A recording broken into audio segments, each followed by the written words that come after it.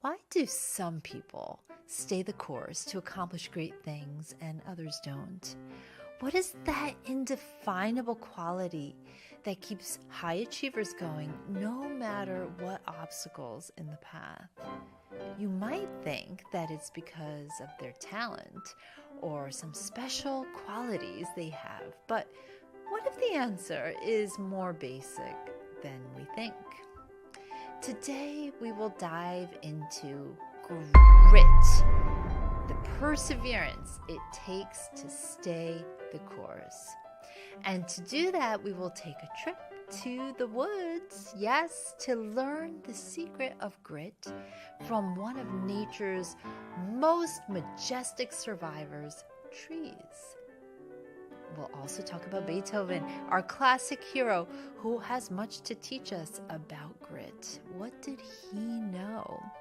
And lastly, I will take you into my practice session as I roll up my sleeves and have to exercise grit through a perilous practice session at the piano as I get ready to record the Appassionata Sonata. Join me for a fun episode. Welcome to Music to Compose You, where the timeless melodies of classical music intertwine with narratives of personal transformation. Join me each week at my Steinway piano on a journey through the symphonies of life. We explore how the power of music shapes our stories, ignites our passions, and leads us towards profound inner growth and physical healing. From the gentle cascades of a Bach prelude to the triumphant crescendo of a Beethoven sonata, each episode will resonate with the melodies of our experiences, inviting you to discover the transformative magic of classical music.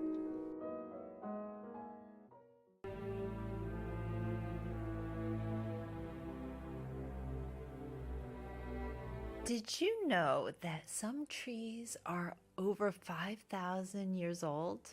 Yes, they don't age. If there is ever a symbol of grit, it's the tree. Trees have a mystery and resilience. Like the poet Mary Oliver wrote, "Good timber does not grow with ease. The stronger wind, the stronger trees.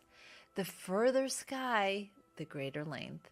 The more the storm, the more the strength. By sun and cold, by rain and snow, in trees and men, good timbers grow." Today, I am feeling like a weary tree.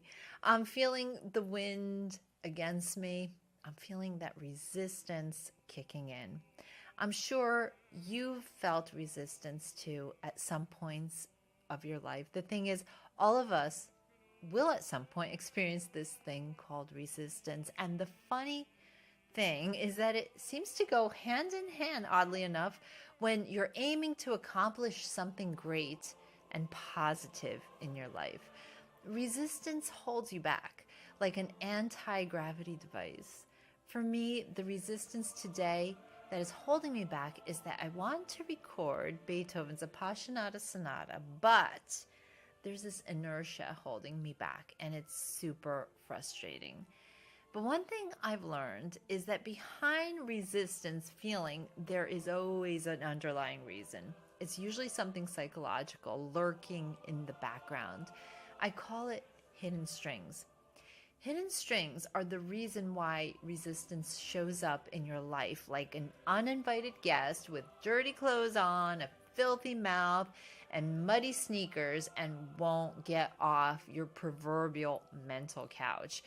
Hidden strings are the mysterious emotional, psychological, and spiritual forces that run your internal programming. I've been struggling with the opening of the Appassionata Sonata, and today I'm taking you inside of what my process looks like in my practice room. But for now, I'm going to clear my mind with a walk in the woods. And as I do so, I am reminded of the Beethoven tree. Beethoven tree, you might ask? Well, it's one of a series of photographs that the composer Ernest Bloch took, where he photographed trees that reminded him of the composers he loved, such as Mozart, Bach, and Beethoven. And this is how his Beethoven tree looked. You could see it's muscular and emerging. You could feel the struggle of that tree breaking through and the majesty. Bach and Beethoven both found refuge in nature. Bach was a Jewish composer whose music you are hearing now. He was born in Switzerland in 1880 and became one of the most significant composers of the 20th century, known for his works blending elements of Romanticism, Impressionism, and Jewish music traditions. Bach's interest in the camera also led him to meet photographer Ansel Adams and Alfred Stieglitz. Nature was Bach's refuge. In fact, he got so wrapped up in trees, he would feel like he was communicating with them. He talks about the soul of trees. In a letter he wrote, he got so emotional, he lay down and cried. He would blend with nature. He was working on this piece we're listening to now called Sacred Service, trying to reach a very deep and universal state. And he says he himself at that point became a tree. He was communing with nature, with the camera, to that depth.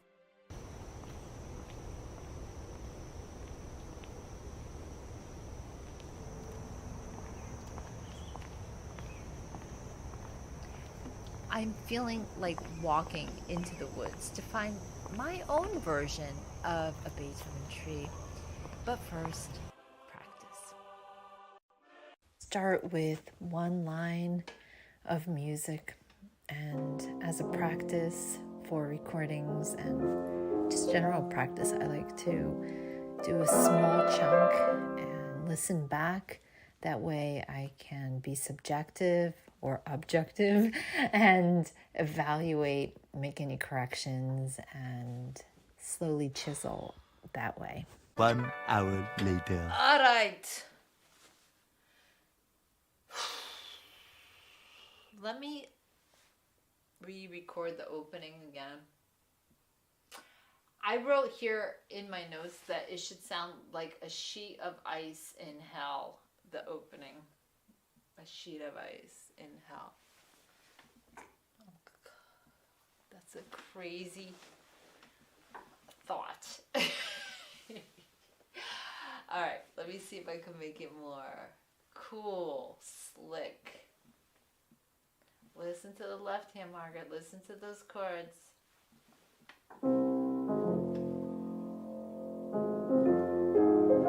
Listen, chords. I don't like the way that ends. It sounds jerky.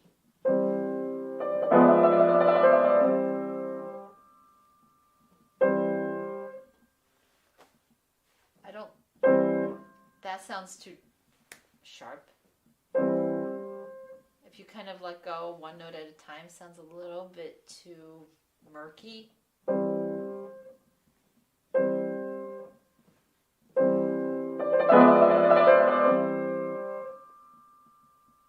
Better.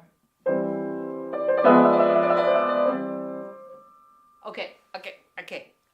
Got it? Left hand comes off first, then the right hand. So it doesn't sound too staggered. All right.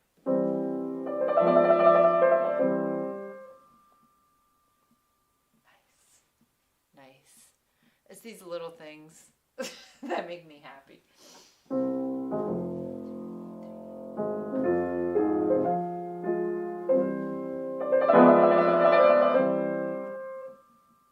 That was too long. Oh!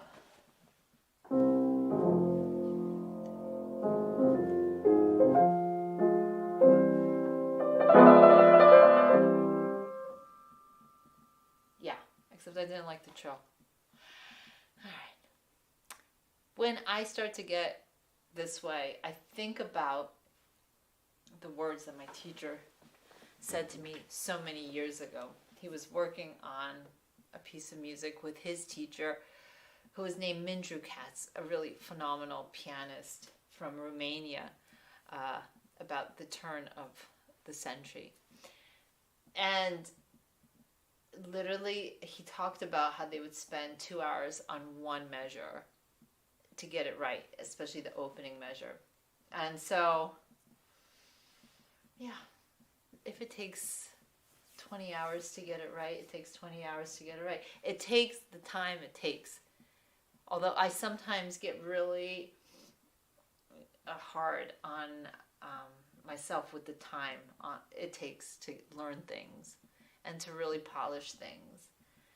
And I've gotten to the point that I realize that pieces of music stay with you and grow with you and change and transform with you. Because Beethoven himself said that he was unhappy with the way most pianists played his sonatas. So that doesn't bode well. And I guess the argument could be made that the pianos at that time just didn't have the sonorities that he wanted.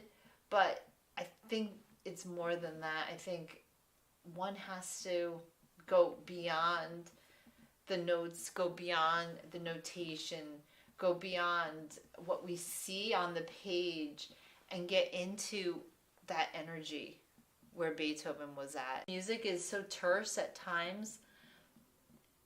As a musician, as a pianist trying to interpret it, it's sometimes like the notes versus you.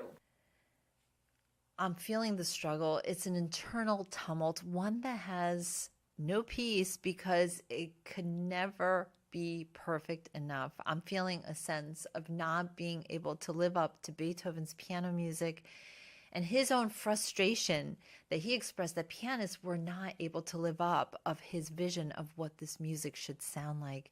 Maybe finding my own version of the Beethoven tree as Bloch did would help me unblock, no pun intended, and connect more with the message in the music.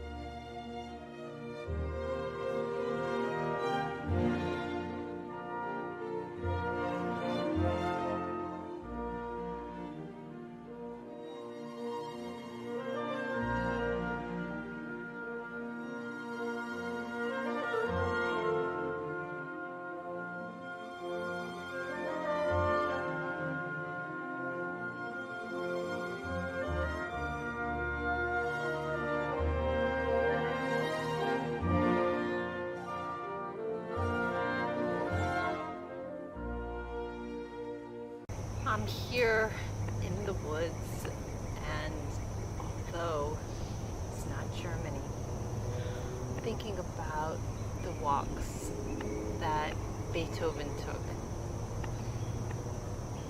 Imagining that every single day, no matter what the weather was, he would take 3 to 4 hours of walks. He composed so much music.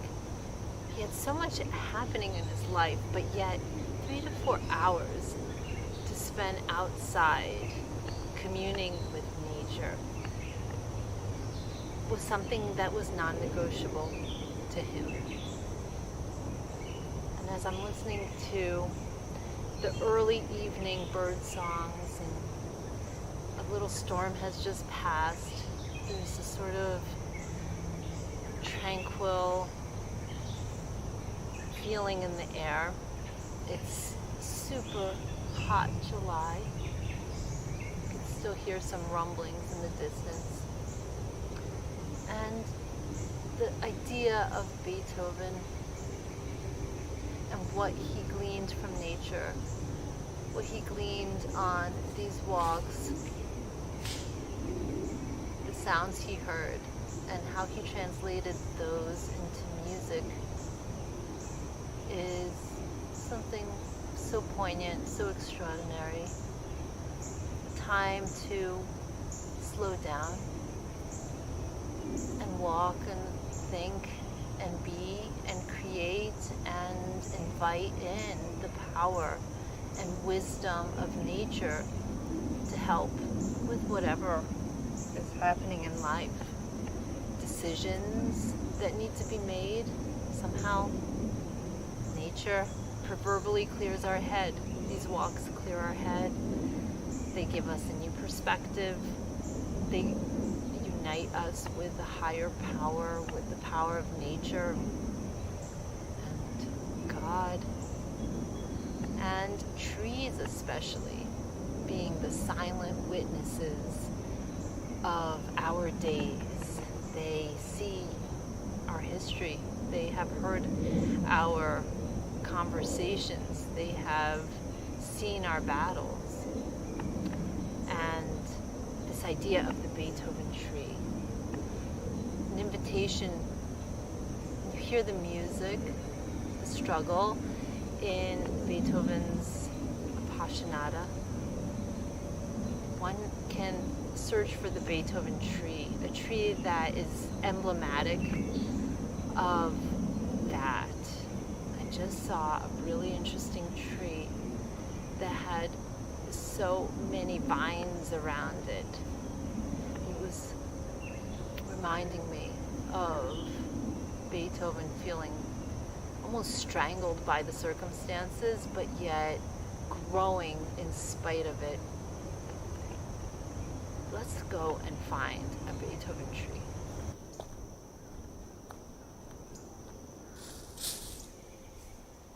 For some reason that orange sticks out at me. So bright against the green.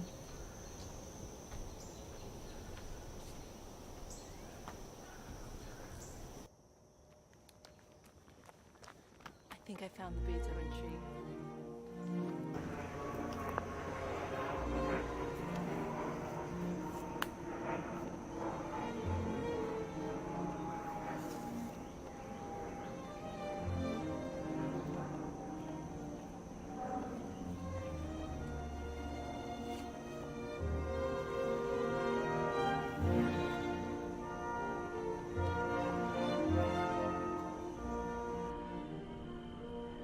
These vines that entangle around this tree feel very Beethovenian to me.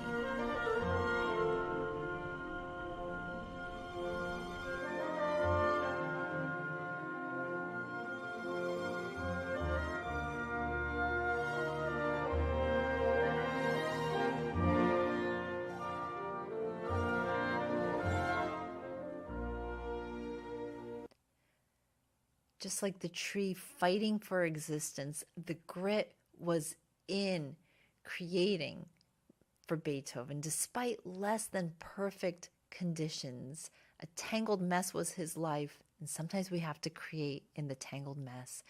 His circumstances is far from perfect, but he's going to stay the course anyway.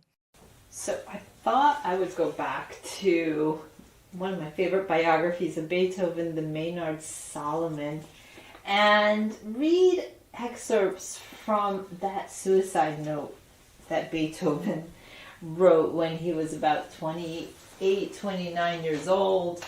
And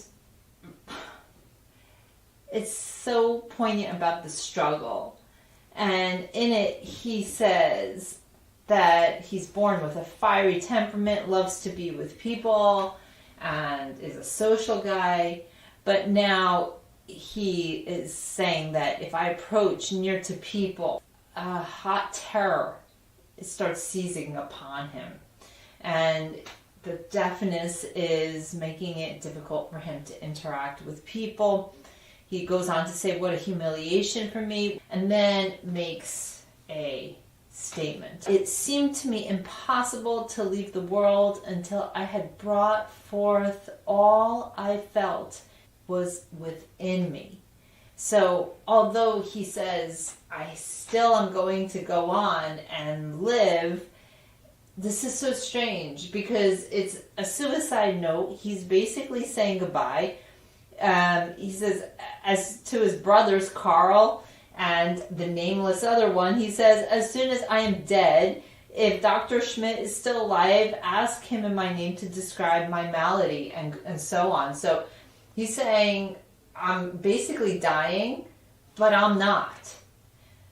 It's so weird But then, in light of this, the author, Solomon, makes a really interesting observation. He says, when Beethoven wrote the words in this letter, "Thus I bid thee farewell," is a leave taking. It's saying goodbye, which is to say a fresh start.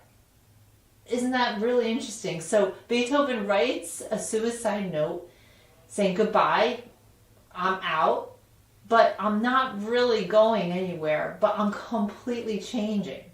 He also recreated himself with a new guise, self-sufficient and heroic. He literally got rid of his old self and he put on his new self. Action eliminates stress. It isn't suffering that leads to hopelessness. It's suffering you think you can't control. That's Angela Duckworth, the author of Grit, The Power of Passion and Perseverance. Now I can play the piece because I have refocused from perfection to oneness, communing with the music. Here now is a fresh approach to one of my most beloved pieces, the Appassionata Sonata of Beethoven, Opus 57, first movement.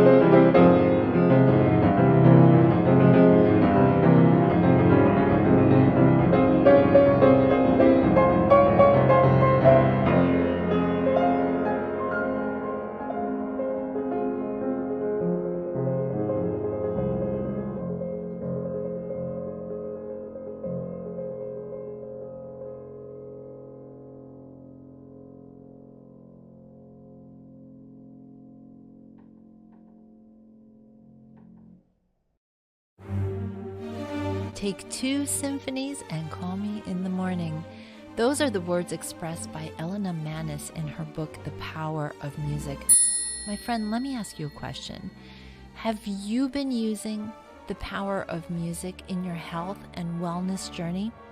If not, then there's no better time than now to jump in. Because we live in a modern time that is filled with noise, where finding peace and clarity can sometimes seem impossible.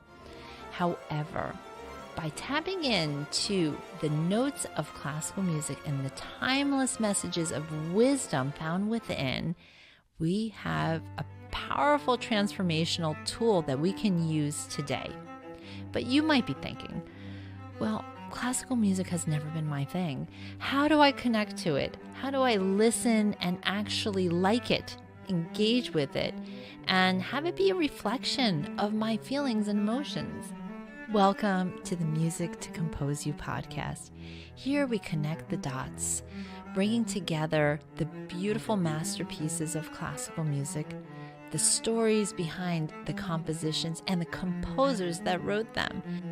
The benefits of classical music are sky high. From reducing stress and anxiety to boosting concentration and creativity, classical music harmonizes your mind and body, elevating your everyday experiences. And you can try it right now. Feel the soothing melodies wash over you, improving your mood, enhancing your cognitive abilities, and promoting restful sleep. Let the melodies of Mozart, Beethoven, and Bach be your companions on a journey to wellness. Download Sound Sleep, a collection of soothing piano masterpieces that soothe your nervous system and harmonizes the brain, creating an atmosphere of peace just perfect for bedtime. Try it by going to musictocomposeyou.com. And while you're there, be sure to join the newsletter where I share the latest behind the scenes footage of the podcast and access to special events, concerts, and goodies reserved just for subscribers.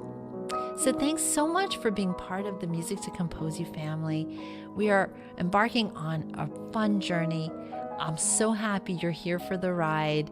Let's let our soul song sing and see what this music reveals to us about ourselves.